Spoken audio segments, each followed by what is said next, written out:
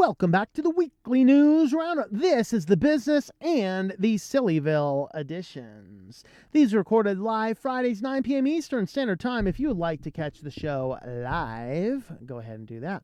Let's go ahead and jump right on into the news. Microsoft Edge celebrates customers moving to IE mode. Linux and new search innovations. I think those innovations might be like blocking everything but Bing. No, I didn't even look into that. The reason I'm talking about this today is the Linux official Microsoft Edge is officially now released for Linux, not any longer in beta mode. Who cares? It's crappy on Windows. Why would I install it on Linux? Maybe if I was forced to use things like Office 365 for a work environment, hey, making it do with Edge might be a logical thing to do. But for those people interested, you can head on over to the download page on Edge, which is in this blog post of Microsoft's. You can click the button and it is available as a .deb or a .rpm. No snaps yet, which just breaks my heart. I mean, how can Microsoft really say they're into Linux and not release a snap package? I mean, Canonical should be all over this. My tongue is in my cheek. Because I don't want Edge or snaps on my system, to be perfectly honest.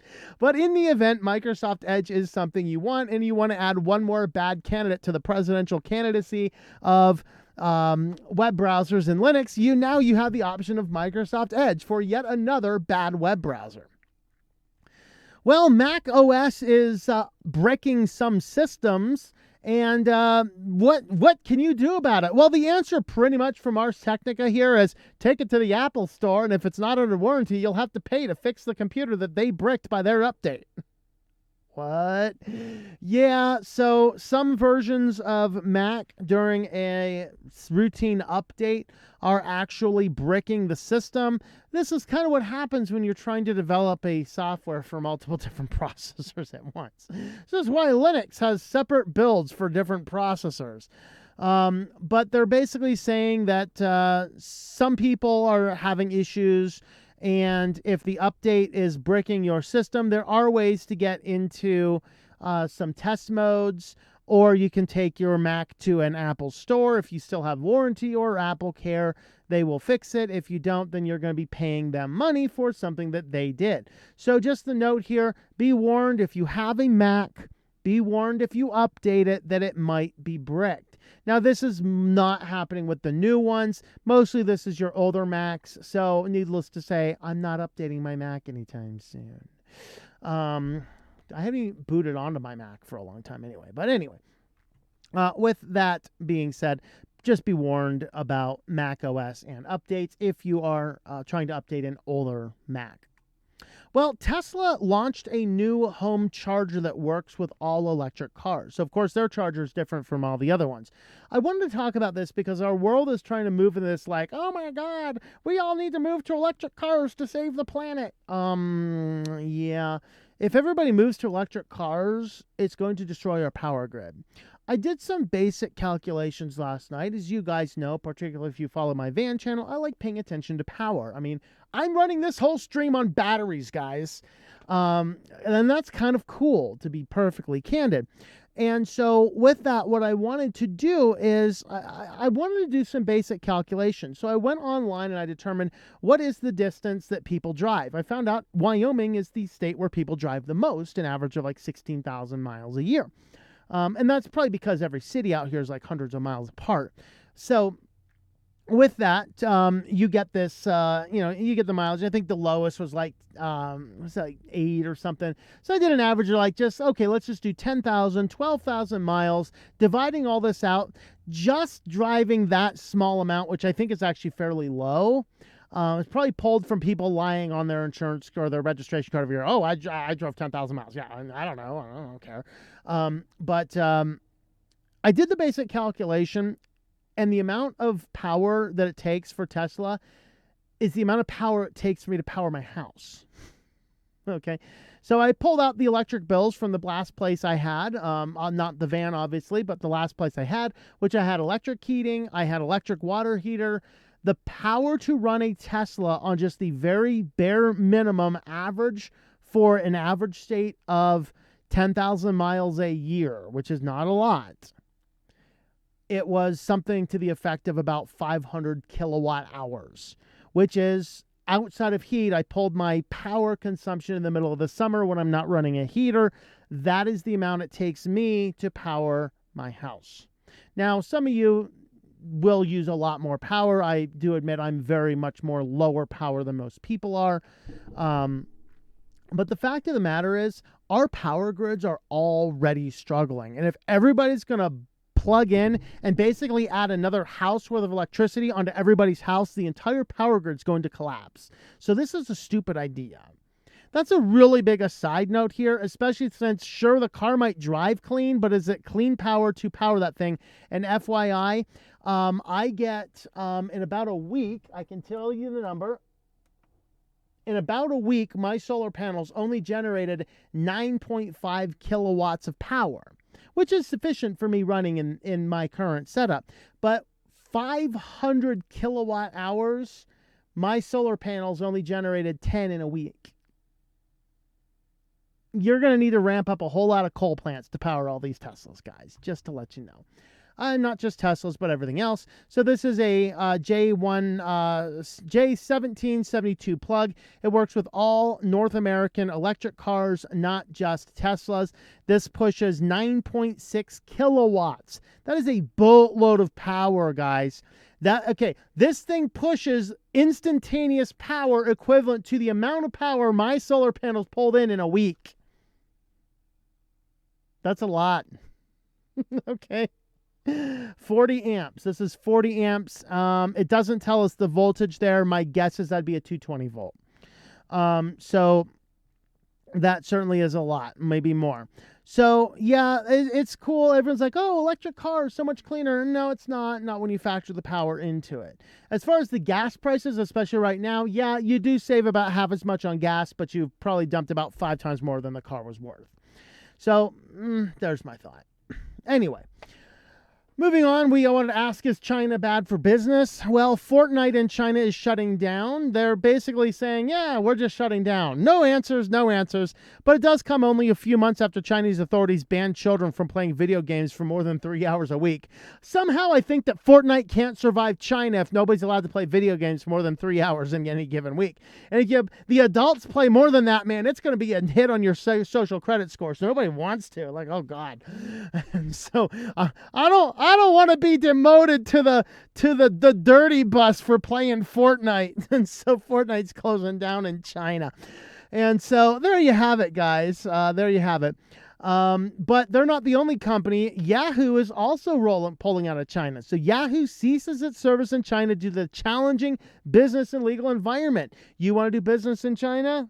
China must own all of your software, all of your servers. There you go. And so Yahoo, of course, earlier on the internet, huge global company. They were in China, and China's just putting on too much pressure. So Yahoo's like, no, we're pulling out. So it's interesting to see that some companies are bending over to get into China while other companies are pulling out of China. And I wonder if the ones that are bending over to get into China don't seem to have more ethical issues and problems. That's just a thought. But what do you guys think? Let me know in the comments down below. Now, if you want to help support the channel, we do have affiliates. Today we are highlighting Linode. TLM.li/Linode will get you $100 in credit, good for 60-day free trial on your new Linode account. You can spin up as many Linodes as you would like. I'm using it for web hosting, Nextcloud servers, Jitsi servers, private VPN, all sorts of cool stuff I have over on Linode. I'd encourage you to give that a try if you have any need for cloud infrastructure. By the way, you can also do like media servers, Plex, Jellyfin, things like that. Good prices on that as well. So TLM.li/Linode. Well, let's go to Sillyville. So first up in Sillyville, we did talk about Apple's $19 polishing cloth the other day, but it's the most backordered product and it appears on eBay for 3 times the MSRP. There's times, guys, I look at the world and I say, wow, that's kind of cool. Maybe we're not as bad off as we are. And then I see that people are trying to pay $60 off of eBay for an Apple polishing cloth. And I say, bash it in now with a hammer.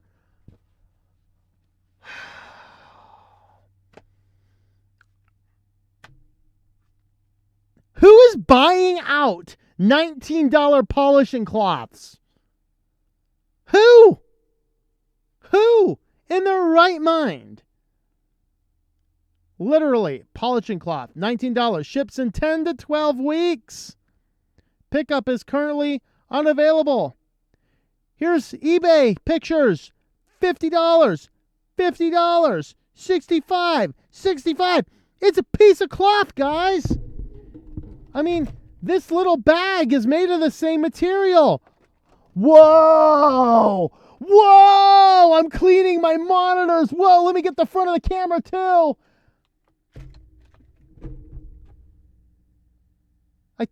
What? Well, we do know that Samsung likes following Apple and everything, so they are revealing their $1,400 jeans with a pocket designed to hold the Galaxy Z Flip phone. Now, the phone is included. That's good news. Isn't the phone only $1,000? This is $500 Samsung jeans to put your phone in the pocket. Our society's gone mad. Meanwhile, we're like, I can't afford to pay the bills. Stop buying $60 screen polishing cloths and $500 jeans with a custom pocket. In fact, I have a pair of shorts over here. The pockets are so small, it looks exactly like these ones over here. I bought them at Goodwill for $2, and they're going back because I hate them. Anyone want a pair of shorts with too small of pockets? Any Galaxy Z flip phone smartphone owners that would like to buy a pair of shorts from me for $500? $500, going once, going twice. Oh boy. Oh boy, folks. Well, Thanksgiving is around the corner. We are officially in November. Don't forget, Thanksgiving is a holiday still. I know it usually just goes from Halloween to Christmas with a little bit of pumpkin spice in the middle. But GE Appliances now wants you to trust its smart oven to cook the perfect turkey. And you guys know how much I just love The Verge, how amazingly idiotic these people are. They're basically going through this. The Kentucky-based GE Appliance gives me a demo of the new tech, and it's pretty impressive. Whoa, it's impressive. I mean, I might actually be able to cook something other than macaroni and cheese for the first time in my life. You put the bird in the roasting tin, pop it in a cold... I mean, it doesn't say which way do you put it. I mean, did you put it this side? This? I don't understand. I hope there's pictures to tell me how to put the bird in the oven. You pop it in the oven cold or frozen. Does it have to be in thawed? I don't even know. Insert the temperature probe built into the oven. Push the turkey mode on the LCD screen or in the app. The phone app. And sit back and relax. Look at this. There's no basting. There's no stuffing. There's no brining. There's no fiddling with foil. No heat preheating. No panicking about whether it's over or undercooked. Guys, if you cannot figure out how to cook a turkey, you have some serious life problems. You need some therapy. Yeah. I mean, I know a turkey may not be the easiest thing to cook. Oh, and they even say down here, most importantly, there's no math. No math. You take the time, you multiply it by the weight of the bird. I learned this in third grade, people. Third grade math. We're from the Verge. We don't know how to add. My Lord. So they want the Smart Turkey app. It's going to execute the perfect calculation without having to worry or panic about the bird being overcooked. And no math at all. I do not have to take the weight of the bird that is clearly listed on the package and multiply it by the number listed on the package.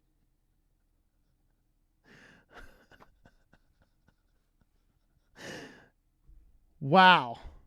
If you need a smart oven to figure out how to cook a turkey, you need to be living in your mother's basement. Okay, really. And finally, the snipping tool in Windows was not working. Why? An expired certificate. So what is the snipping tool doing that every time you load it, it goes online to check a certificate? And why does Windows 11 have expired certificates? This is deeply instilling me in the confidence of Windows 11 here. But this is not the only software package. There actually appears to be a lot of them. If you've been noticing strange issues with some of Windows 11 built-in apps and tools since the calendar rolled over to November, you're not alone. In a post on Microsoft's known issues for Windows 11, the company says an expired digital certificate is rendering some users unable to open or use certain built-in Windows apps or part of some built-in applications. Apps affected. This snipping tool. Understand, every time you open this list of apps I'm about to read, it's going to go online and check Microsoft. The snipping tool accounts page of the settings app, but only when running Windows in S mode. The touch keyboard, voice typing, the emoji picker, the input method editor, and the tips app. Why? Because a certificate expired. Windows 11 is brand new. Why is a certificate expiring? Did nobody over there think to check the certificate? I mean, I know they don't have a QA team anymore, but I don't know. This is frightening, folks. This is frightening. This is why I switched to Linux and don't use Windows. I don't want expiring certificates for the snipping tool to go online and be like, you can't load. What are you sending my snips to Microsoft? I mean, what's going on? I don't know. Well, if you'd like to help support the channel, I do have a Subscribe Star page, subscribestar.com/switched-to-Linux. Join us on over there. You can participate in with the supporter streams and a few other things as well. With that, guys, thank you for watching, and I hope that you enjoy switching to Linux. Thank you for watching this video from Switched to Linux. This channel would not be possible without the backing of the program supporters scrolling on the screen now. You can be a supporter at Patreon at patreon.com/TOMM or at thinklifemedia.com. I also want to thank the open source community who creates such excellent software that makes producing this show possible. Please remember to support your software communities. Thank you, and I hope that you enjoy switching to Linux.